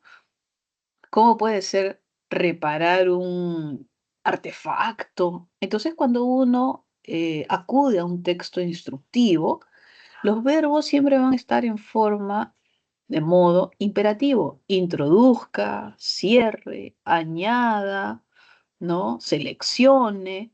Los verbos en modo imperativo, recordemos que nos brindan esta suerte de órdenes y el instructivo suele ordenarnos, guiarnos cómo hacer algo. Es como cuando usted está con su mamá y su mamá le dice, ¿no? No sé, trae los limones del frigider. Entonces va y trae los limones del frigider, ¿no? Córtalos y exprime. Ya usted los corta, los exprime. Luego le dice, viértelo sobre la causa. Entonces uno lo vierte sobre la papa para parar la causa. Entonces se deja guiar. El texto instructivo nos da esta suerte de guía para poder realizar una u otra acción, ¿no? En base a lo que queramos arreglar, preparar o hacer, ¿cierto? Ahora, otro de los textos también fáciles de identificar es el texto dialogado. ¿Por qué? Porque justamente vamos a ver el diálogo entre una y otra persona, que pueden ser dos, tres o más personas, ¿no? Y entonces se observa una suerte de guión, se observa los interlocutores, la entrevista, ¿no? Por ejemplo, acá que dice Pedro, ya estamos listos para exponer. Caramba, hoy sí trabajaron. Está bien, se ve la diapositiva. Vemos cuándo habla una persona y cuándo habla otra. Esas son las suertes de guiones que se manifiestan para una obra teatral, para una obra televisiva o la transcripción de una entrevista. Es una suerte de texto dialogado. Entonces también es fácil de identificar. ¿Se dan cuenta? Dentro de los otros textos tenemos también el argumentativo y el narrativo. El argumentativo suele establecerse en temas de tipo polémicos, ¿no? Por ejemplo, si, no sé, hablamos ¿qué puede ser? Del aborto, ¿no? Entonces, cuando hablamos del aborto, hay personas que van a estar a favor y personas que van a estar en contra. ¿Por qué? Porque es un tema polémico. Entonces, el texto argumentativo se basa en temas polémicos. ¿Por qué? Porque el que elabora el texto o el discurso va a mostrar su postura. Por eso es que este texto roza con la subjetividad. El que escribe o el que redacta va a mostrar su postura y va a utilizar argumentos que intenten convencer al oyente o al lector. Entonces, cuando usted lea un texto y sienta que lo están convenciendo de algo, entonces es un texto argumentativo. ¿Se da cuenta? Usted está leyendo algo y siente que pueden haber dos opiniones, ¿no? Una a favor y una en contra, ¿no? Y el texto se pronuncia en una de ellas, ¿no? Entonces, ese es un texto argumentativo que busca influenciar, que busca convencer al oyente o al lector. Entonces también es fácil de identificar porque es un tema polémico y porque los argumentos que dan es como para decirme que eso es lo apropiado, que eso es lo correcto, que eso es lo que yo también debo pensar, que eso es en lo que yo debo también coincidir. ¿Se dan cuenta?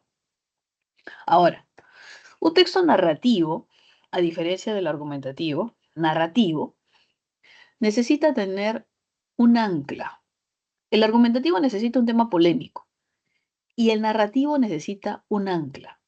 Esta ancla puede ser de tiempo o puede ser de espacio, o sea, de lugar.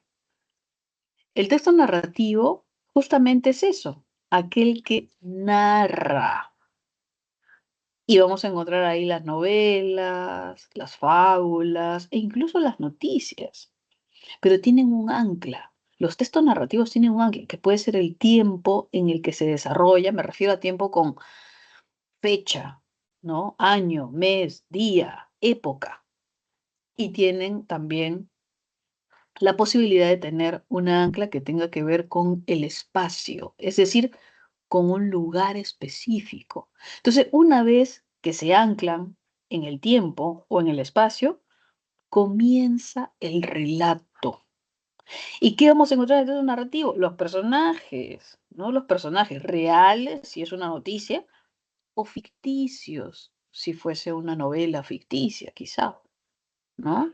Había una vez un perro que estaba cruzando un lago. Al hacerlo llevaba una presa bastante grande en su boca. Mientras lo cruzaba, se vio a sí mismo en el reflejo del lago, creyendo que era otro perro. Y al ver el enorme trozo de carne que llevaba, se lanzó a arrebatárselo. Sin embargo, al querer quitarle la presa a su propio reflejo, perdió la que tenía en su boca y se quedó sin nada. Entonces, si aquí podemos identificar que hay un personaje, que es el perro, y podemos ver que el ancla es el espacio, porque nos está hablando acerca de un lugar donde había un lago. No me habla nada del tiempo, pero me habla de un lugar. Entonces, el ancla es el espacio. El personaje es el que desarrolla la acción a lo largo del relato. ¿Se dan cuenta? Entonces, es diferente un texto que puede ser dialogado, instructivo, argumentativo, narrativo. ¿Ve? Es diferente, se puede percibir las diferencias. Y en el caso del texto expositivo y descriptivo, también vamos a encontrar ciertas características. Por ejemplo, cuando tenemos un texto expositivo, la característica que va a resaltar en el expositivo es la objetividad. Mientras que en el argumentativo era la subjetividad porque es la postura que yo defiendo y la postura que yo argumento para poder convencer, diferente al expositivo, porque aquí yo transmito información con rasgo de objetividad, donde mi intención no es convencer, sino mostrar la información. ¿Qué vamos a tener aquí? Exposiciones. ¿Qué vamos a tener aquí? Artículos de divulgación científica, textos de índole científica donde se supone que se caracteriza por la objetividad de la investigación científica. Entonces, un texto expositivo explica y transmite información de manera objetiva para la comprensión de un tema.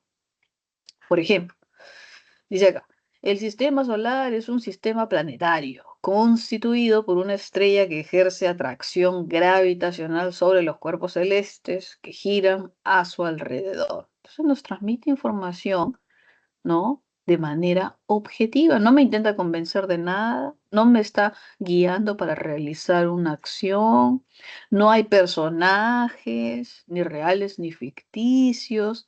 solo me transmite información de manera objetiva. Es ahí que vamos a tener un texto de tipo expositivo.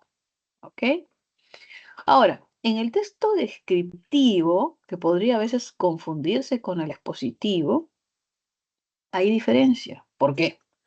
Porque en el texto descriptivo, su nombre lo dice, describe, no transmite información de forma objetiva. No transmite información de forma objetiva. ¿Qué es lo que hace? Describe. ¿Y qué describe? Describe algo, animado o no animado. Describe algo, una mascota, una persona. Describe algo, una situación, una circunstancia. No importa qué, pero describe, detalla algo. Que pueden ser cosas, que pueden ser personas, que pueden ser lugares, que pueden ser circunstancias, etc. ¿Ok? Dice acá. Los caballitos de mar tienen la cabeza con forma de caballo y su cuerpo y cola están cubiertos de anillos óseos concéntricos. Sus colores varían e incluyen el negro, gris, café, rojo y amarillo, y se camuflan con aquello que los rodea. Entonces yo estoy describiendo los caballitos de mar, forma, color, características, acerca de. Entonces, el descriptivo tiene esa característica, describir, detallar algo de un ser animado o un ser inanimado. Cualquier objeto, entiendes objeto por cualquier cosa. ¿Ok?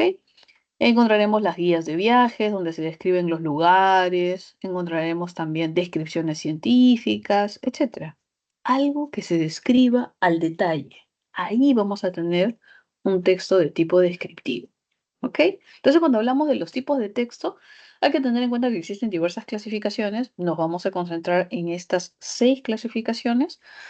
Así que si nos dan alguna pregunta referida a texto, vamos a identificarlo o como texto expositivo, descriptivo, argumentativo, narrativo, dialogado o instructivo. ¿Ok? Bien, acá tenemos un ejercicio con algunos tipos de texto. Vamos a ver. Empezaremos por el final. Mira, en este texto que dice Sun Project FPS 50, dice modo de empleo.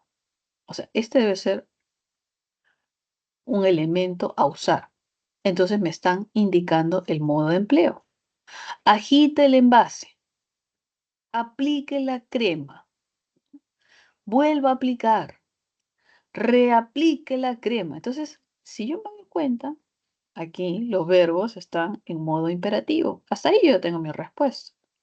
Agite, aplique, vuelva a aplicar, reaplique.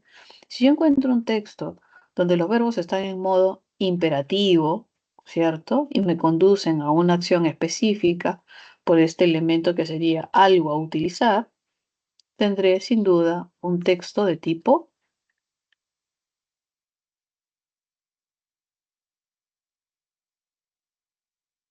instructivo. ¿Ok? Porque me da qué cosa? Instrucciones para su uso. Básicamente eso, no hay más. ¿Listo? A ver, otro de ellos. Vamos a ver, dice acá. Dice, el dengue, vamos a ver la alternativa B. El dengue se transmite a través de la picadura de un mosquito, ¿cierto? De un mosquito infectado, ¿no? Luego dice, es una enfermedad que afecta a personas de todas las edades, ¿no? Con síntomas que varían entre una fiebre leve a una fiebre incapacitante, acompañado de dolor intenso de cabeza, dolor detrás de los ojos, dolor en músculos y articulaciones y eritema. La enfermedad puede progresar a formas graves, caracterizada principalmente por choque, dificultad respiratoria y o daño grave de los órganos. Entonces ahí vamos a poder identificar que ese texto, tal y como lo tenemos ahí, nos va a dar información de la clase de texto. No puede ser un texto instructivo, ¿cierto? Porque justamente no nos habla acerca de seguir instrucciones, ¿no? No va a ser un texto de tipo narrativo, porque no hay personajes pronto, ¿no? Sino más bien nos transmiten información de forma objetiva. No nos intentan convencer, solo nos muestran la información de tipo objetivo. Entonces voy a tener aquí un texto de tipo expositivo. Vamos a ponerlo por acá. Texto expositivo, que tiene que ver con el rasgo de objetividad. ¿Listo? En ese primer punto, dice acá, identifica el tipo de texto en cada enunciado, en la A. A ver. El schnauzer estándar es un perro robusto y musculoso, de tamaño mediano, que tiene unas cejas y bigotes prominentes. El pelaje puede ser negro o gris.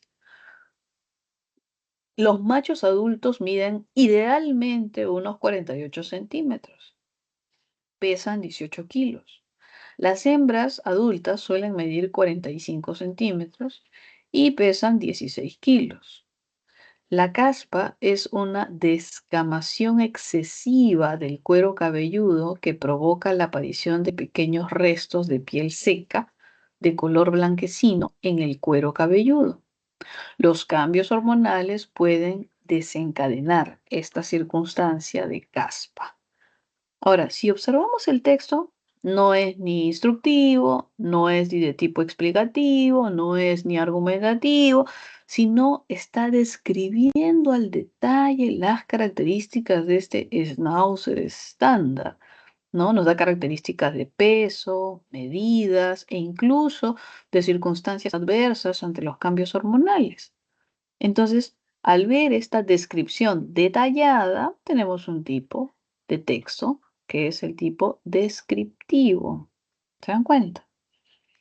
Y por acá nos queda un texto, ¿no? Ya, este de aquí. Y ahí terminamos. Dice, hay una historia. ¿Hay una historia? Sí, hay una historia. Empieza hace 3 años, en abril de 1976, cuando se publica el primer libro. Él me manda una carta. Con la carta viene una foto donde me tiene en brazos, desnudo, estoy sonriendo, tengo 3 meses y parezco una rana. A él, en cambio, se lo ve favorecido en esa fotografía. Traje cruzado, sombrero de lana fina, sonrisa campechana, un hombre de 30 años que mira al mundo de frente. Al fondo, borrosa y casi fuera de foco, aparece mi madre, tan joven que al principio me costó reconocerla. Si nos damos cuenta, aquí hay personajes, porque me están hablando de, ¿no? Un niño, luego de un adulto, luego de una mujer, que es la madre. Entonces, hay personajes, ¿cierto? Y tienen el ancla, miren, abril de 1976. Recuerden, los textos narrativos necesitan un ancla, sea en el tiempo o en el espacio. Ahí está el ancla. Miren, abril de 1976. Tiene que situarse en un tiempo o en un espacio para poder narrar algo donde intervienen personajes. ¿Listo? Entonces, sin duda, vamos a tener ahí un texto de tipo narrativo. ¿Listo? Muy bien, jóvenes, ahí nos vamos a quedar. Hemos visto un poquito acerca de las propiedades del texto y hemos visto un poquito acerca de las clases de texto. A ver, voy a dejar de compartir para colocarle sus claves y ahí nos quedamos. Oh, por Dios, queda un minuto. A ver, déjenme dejar de compartir. Voy a colocar las claves. Un segundito. Parto otra vez. Ya está.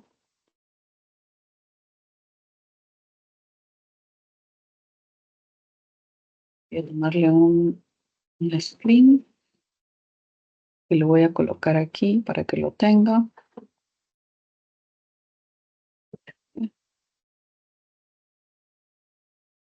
Listo. Muy bien, jóvenes, nos quedamos aquí. Un abrazo, cuídense, nos vemos la próxima clase, ¿no? Nos queda una clase aún todavía, así es que nos quedamos ahí. ¿Listo? Un abracito, cuídense. Bye bye. Una imagen y ahí terminamos.